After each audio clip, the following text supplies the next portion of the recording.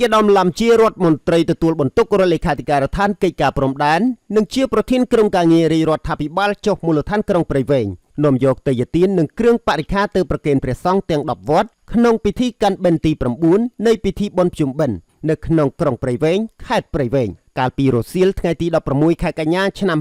2025លោកមុំបណ្ឌិតនិងលោកស៊ីនសារៈប្រធានក្រុមប្រឹក្សាក្រុងព្រៃវែងបានអញ្ជើញអមដំណើរឯកឧត្តមឡាំជារ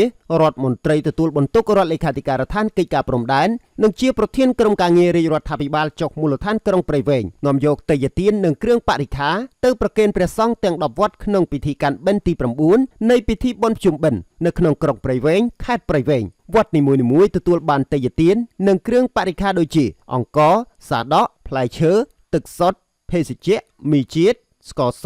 អំបិលប៊ីចេង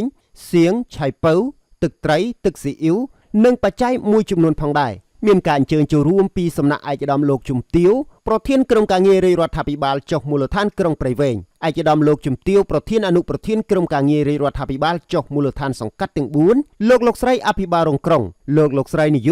ករងរដ្ឋបាលក្រុងលោកស្រីប្រធានការិយាល័យទាំង13អង្គភាពចំណុះរដ្ឋបាលក្រុងចៅសង្កាត់ទាំង4មេភូមិអនុភូមិអាចារ្យលោកតាលោកយាយតាមអណ្ដាវត្តផងដែរតារា Cambodia News